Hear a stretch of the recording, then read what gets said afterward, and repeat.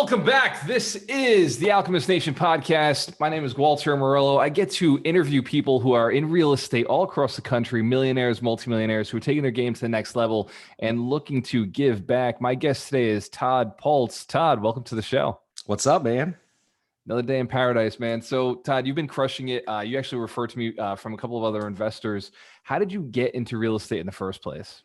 Yeah, man. So I wouldn't say it was by luck. I mean, it was very intentional that I jumped into real estate. But for me, man, it was, getting my house foreclosed on, getting my car repoed when I first met my wife, and figuring out, man, that I sucked at managing money, dude. Like I was horrible at it. And I had money. I was making good money at my salary job. But, for me, it was just making an intentional decision to, live a different life and provide a different life than what I was given when I was growing up and for what I was going to provide for my family, man. So I just kind of jumped in on a whim and 2012 and haven't looked back, man.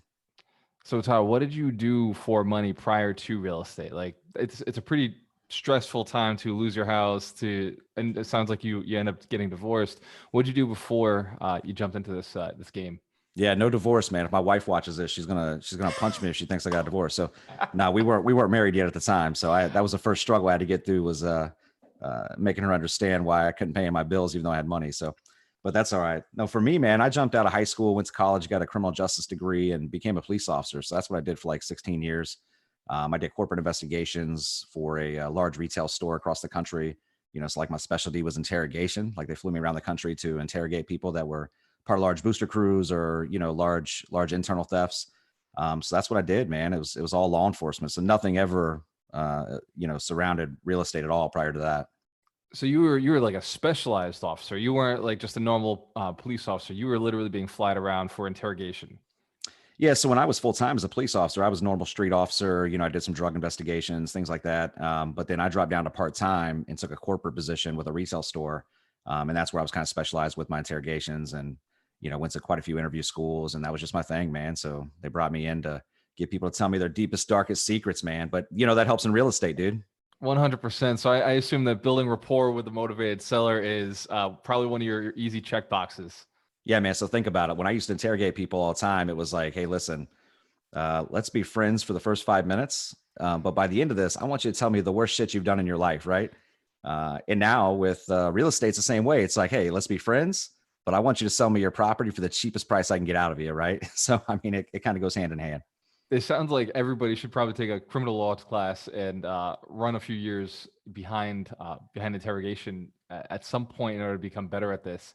So what was the transition? So like, obviously making good money, you're doing a decent job, and at some point you're not paying your bills. Like, how did you realize that the bills just weren't getting paid? Like what woke you up and said, yeah, this isn't working?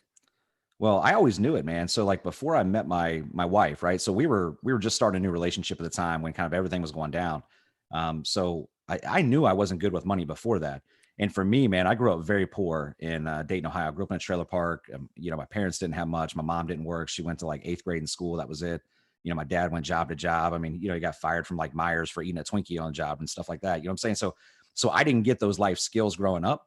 And I don't want to say for a long time, I blamed my parents, right? Like, and I was mad at them for a long time, bro. And then eventually when I got to that point when my house got foreclosed on, and my car got repoed from the driveway of my new relationship, it was at that moment where I said to myself, man, quit blaming your past, quit blaming your childhood, right? Like anybody in this world can do anything they want, right? And there's so many amazing stories out there. And for me, it was like, Todd, you got to hold yourself accountable, man. Like you got to do something. If you want change, you got to make change happen yourself. Nobody's going to do it for you. Nobody's going to pick you up. And it was just kind of like that. I don't know, man. And I don't really know what it was. It was just like something clicked. Somebody turned the light switch on. And I said, you got to change your life, man. Otherwise, it's going to be a long road for you. Because again, I had money to pay my bills. I just didn't do it. And I lived beyond my means at the time. If I got a good bonus check in, it was like, what can I spend it on? And it was just a light switch, man. It just went off one day. And I said, you know what? That's it, man. I'm changing my life. And so it was actually a shift from overspending, because even though your parents were, quote unquote poor and like had broke mindsets, you still were a high income earner. How did you get past like just the income barrier that your parents had? Like, how'd you jump to a high income status? Well, that was the first thing, and I think, and I've talked about this with people all the time is, for me, it was understanding not to blame my parents because they couldn't give me the skills that I needed. Whereas if you grow up in a wealthy family, you kind of like organically get that, right? Or you're organically introduced into wealthy circles. So you kind of have those skills, right? Um, but I didn't have those. So for me, it was a complete mind shift change. And I had to change the way I thought about money. And I had to take the time to go out and learn about money. And, that first job as a police officer, like for me, making 65K a year at first, like, man, I felt like I was rich, bro. Like I was on top of the world, but if I got a good bonus check in, it was like, hey, let's go take a vacation, or hey, let's fly out to Vegas for the weekend or something. And that's how I used to act. But then when I made that decision and I was intentional about like figuring out wealth, it was like, hey, I got an extra 10K bonus or overtime or whatever it is. Like, how can I buy a property with that? And that was the mind shift change that I made. And it was surrounding myself with people that were successful in my life that I knew that I would have never associated with before, and putting people around me that were smarter than me, more educated than me, that were entrepreneurs, that were hustlers. Because for a long time, I hung out with people that were on the same level as me. And that's cool and that's okay. And you never forget those friends in your life. But in business and being an entrepreneur, at some point, you got to do it, man. You got to break down and you got to jump into the crowds that are above you to be able to elevate and, level up to where you need to be at. Ton, I like that. So yeah, like I say it all the time, and I think every guru says it at some point, is that you've got to get rid of your broke friends, like get away from them. But the way you said is like you do it with compassion, right? Like obviously you still are friends with them. It's just you don't spend every waking moment thinking about what you're gonna do next. Like you're just like, okay, I gotta go into the mindset of the circles of the people who are moving forward to where you want to go. What would you give for advice to do that, to make that little bit of a shift? So I think when you do that, right, there's two levels of it. The first level is you're going to have friends in your life, acquaintances in your life that they're good people, and you don't want to part ties with them, and you're always going to be friends with them. You're still going to do the same things. They might still be your best friend that you travel with all the time, but what you got to do is you got to create that bold line, and you got to create the bold line and say, you know what, this is my group of friends, and then this is my group of people that are going to help me get to where I need to be in life, and you got to be honest and transparent with everybody, right? And never forget where you came from. And that's one thing that I try to do every single day, because the first time that you make $1 million, the first time that you have a successful property, the first time that you walk out of closing with $150,000 check, like it's very tempting to change the way you are as a person, right? Yep. And at the end of the day, you can't forget that, but you also can't forget that the people in your life from before that held you down, those are the ones that you had to cut ties with, and you just do it blank, right? Like you're just done. The people that are negative, the people that don't pump you up, the people that don't support you, that are not, constantly pushing you up and trying to make you better. Those are people you cut out of your life, man. And sometimes that's going to be family members. And for me, that was some family members, right? The ones that always had that negative look, the ones that always said, man, you can't do this, or why would you jump into real estate? Everybody loses their asses in real estate. Like those are the people that you cut out of your life, man. And don't look back, but you keep the good friends. And then you work hard once you get successful to bring those friends up to your level if they want to be. And if they don't want to be, that's cool. That's okay. Be good friends to them. Yeah, I like that. That's real truth. So how long have you been in this? When did you start? What year was it? So I started at the end of 2012, and that's when I bought my first property, right at the end of 2012. Nice. So that's my first multifamily was 2012, and I kind of started doing the same thing. What did you start with? Was it a single family condo? Was it a multifamily? What did you get into in Dayton, Ohio? Yeah, so my very first property was a quad. It was fully occupied on paper. But yeah, man, we bought that first quad, and you and I talked about it a little bit before the show, but we bought that first quad for $21,000 cash. And that was 2020. Now you can't do that anymore, right? If you do that right now, like call me up, I'll buy every single one from you. You got $1 million in quads, like hit me up. My checkbook's open. But 2012 was a different world, man. You still had a bunch of foreclosures that were kind of finalizing. So we scooped up that first quad at 21K, man. It was a great deal. One of the best deals I ever did. That's amazing. To this day, still one of the best deals you ever did. I've had a lot of good deals, man. But Yeah. that was my favorite deal. And that property was like the property that kept giving. I sold that property 2 years ago. That was the first property I ever sold. Matter of fact, I've only sold two properties in my career from a multifamily standpoint, right? So I've done tons of flips. We do dozens of flips. But from a multifamily standpoint, I've only sold two properties. That was the first one I sold. And I actually sold that property twice in the same year. One was a land contract. The guy defaulted and I kept a 60K.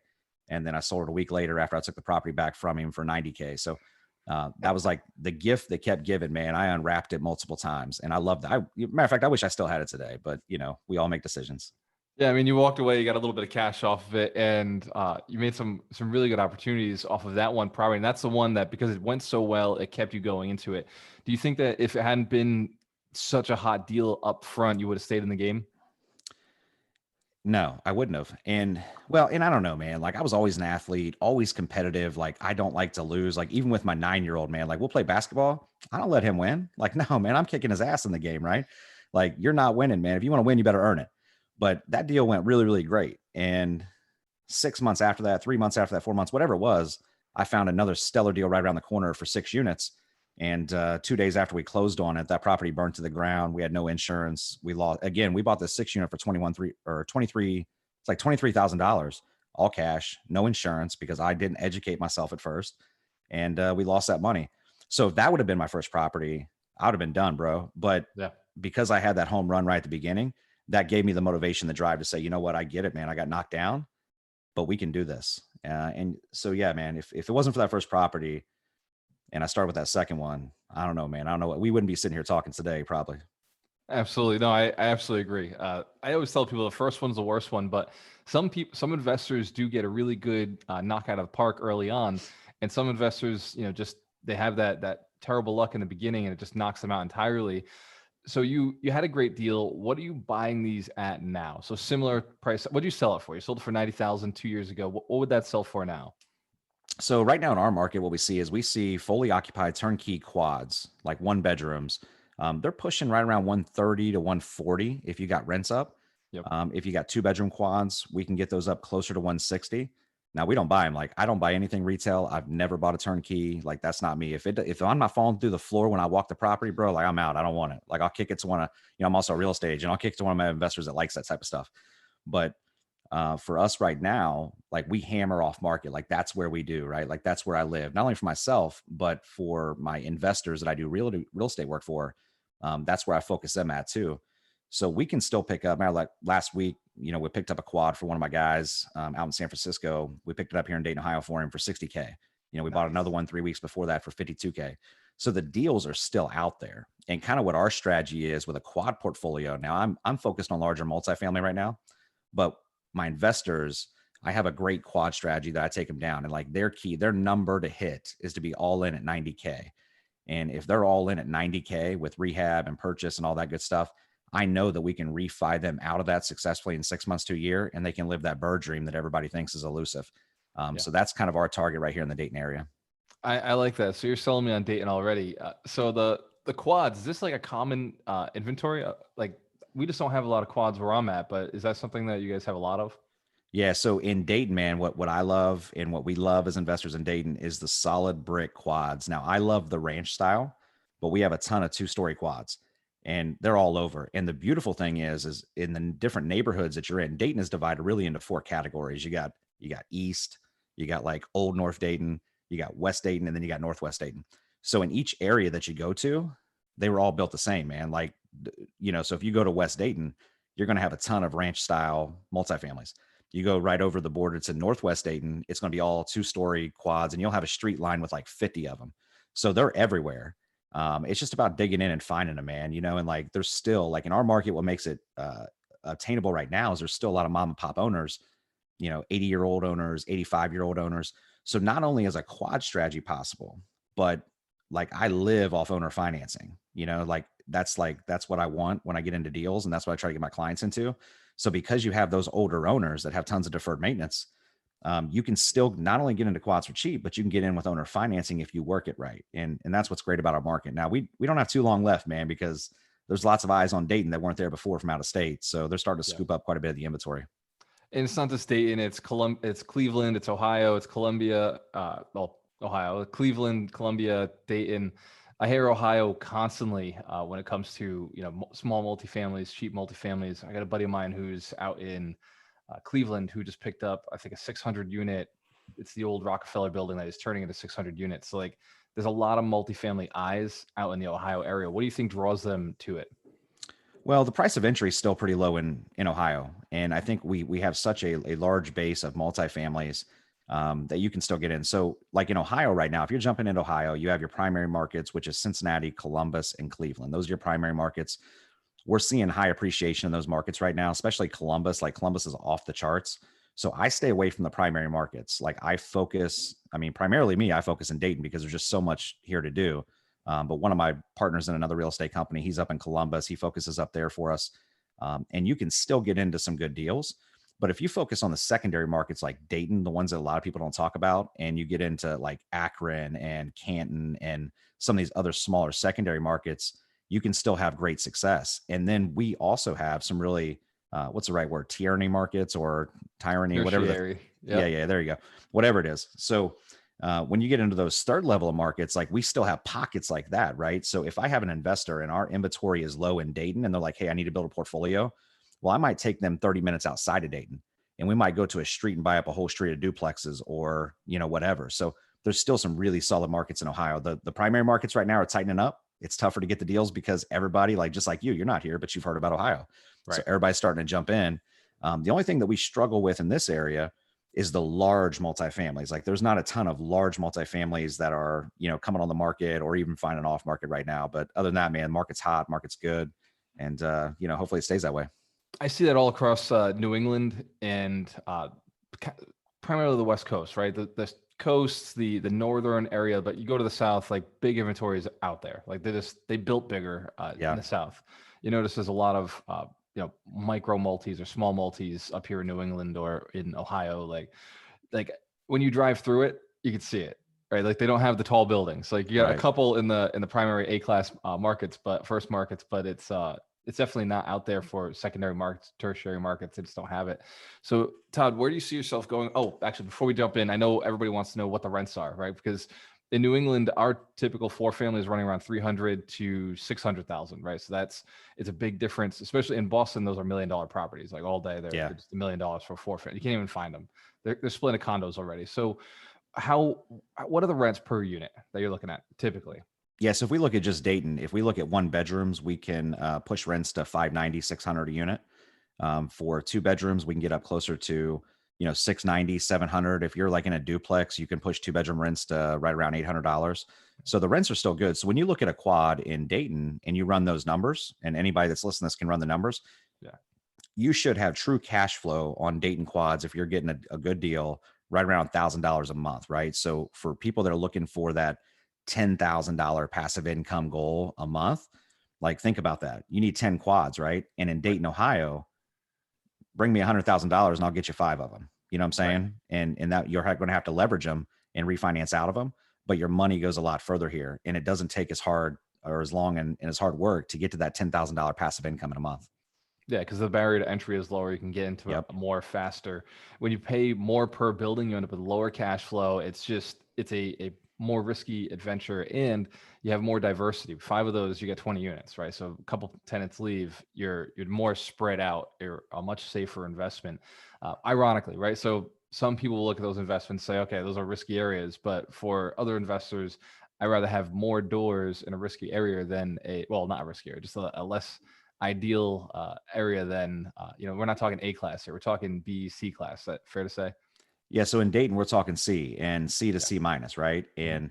But a lot of people shy away from that. But for us, like we love it. In our annual vacancy, for me, I've never ran over a 3% vacancy annually. So our Nice. vacancy is really low. So everybody's coming in here and they're doing these deals and they're like, hey, I gotta, count for 10% vacancy. Not in Dayton, Ohio, bro. Like, 5% is a good pro forma. For me, I've never ran over 3%. And we have a good, hardworking population here. And the other thing about Dayton is a lot of people who maybe don't follow news is like 2019, we got hit by a tornado. And it was a horrible tornado that Dayton should have never been hit by. Like we're in a valley, like we're not supposed to get hit with tornadoes. And we got hit by a tornado in 2019. I had 12 buildings hit, 1.2 million in damages to 12 buildings.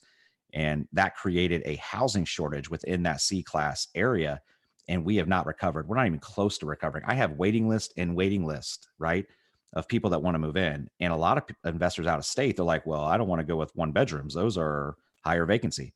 And we're completely contrary to that. Like our one bedrooms, they stay solid, man, because we have a lot of that. And when you think about it, two bedrooms in a C class area, you end up with boyfriend, girlfriend, maybe brother, Totally. sister moving in together, relationship issues. So we have higher vacancy with our two bedrooms.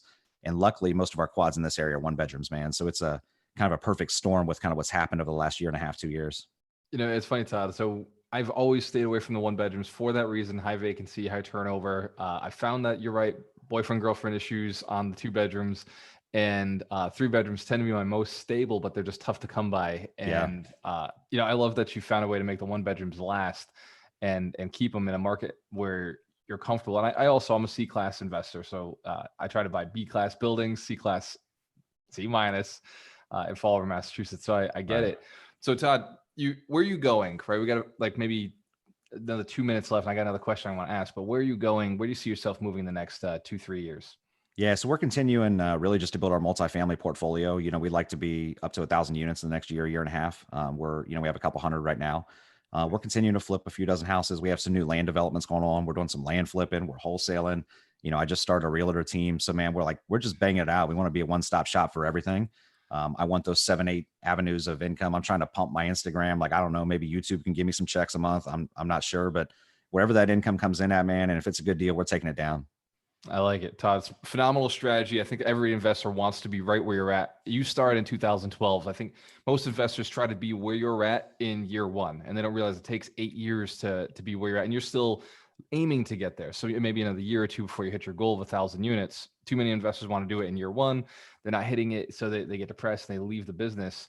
What would you give if you go back? Actually, before we do that, how can somebody get in touch with you if they want to learn about investing in Dayton, Ohio? If they want to learn about just real estate investing, or they want to join your team on the agency side, what's the easiest way to contact you? Yes, I'm super active on Instagram, and my handle's at bottom to the top investments. I'm on TikTok, man. I haven't started dancing yet, but I'm on TikTok. I'm gonna take down what's his name, Ryan Pineda. Yep. So I'm on TikTok. It's the same thing, bottom top investments. But I'm on Bigger Pockets. I'm really active on Bigger Pockets at Todd Pultz. And if you just search Todd Pultz, Realtor, Dayton, Ohio, man, you'll find my contact info. Shoot me a text, shoot me a call, hit me on Instagram or one of those, and I respond to everybody.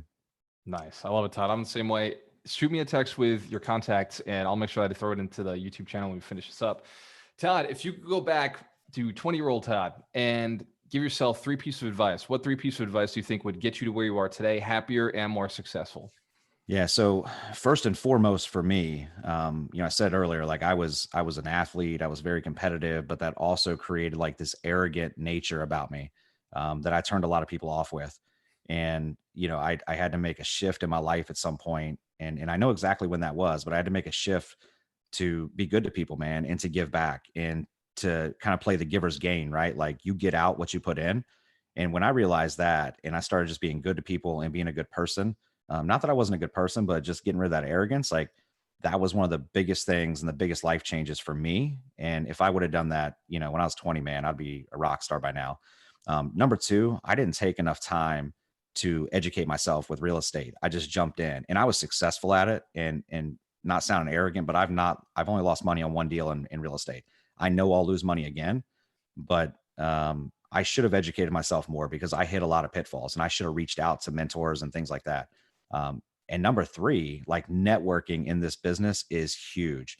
And I didn't start networking until the end of 2019 when I went to my first syndication conference out in Colorado. And now that I'm on Bigger Pockets, now that I'm on Instagram, now that I'm just reaching out to people randomly and talking to people, guys like you, man, great dudes that are doing it all over the country. That's the shit right there, man. It's just leveled me up and changed my game. And it's created avenues and caves and paths that I can take that I wouldn't have been able to take even 2-3 years ago. So those are the 3 things, man. Todd Pultz, we're on a mission. Alchemist Nation is looking to create 100 millionaires each year. You have delivered so many golden nuggets. You are an alchemist. An alchemist is somebody who goes out and makes other people gold. Like you said, the giver's gain. And by creating other people's wealth, you're building your own wealth anyway. It's just a natural cycle to life. I want to make sure that we get you on the podcast again, probably within the next 6 months to a year, because I have a feeling that you're going to hit your goals way faster than you think you are, just because that's the kind of guy you are. You're a driver. If you're looking to learn more about Todd, what again is the easiest way to get in touch with you? It's Instagram, it's Bigger Pockets, it's Bottom Up Real Estate. Was that the name of it? Bottom to the Top Investments. That's Instagram, that's TikTok, and then my name's Todd Pultz on Bigger Pockets. You can find me any of those places. Awesome, Todd. Thank you so much for coming on the podcast. If you want to learn more about Todd and other great real estate investors, check out Alchemist Nation podcast at walteranroller.com. Cheers to your success. We have a choice. Thanks for having me on, man. Best. Absolutely, brother. Cheers. And there it is.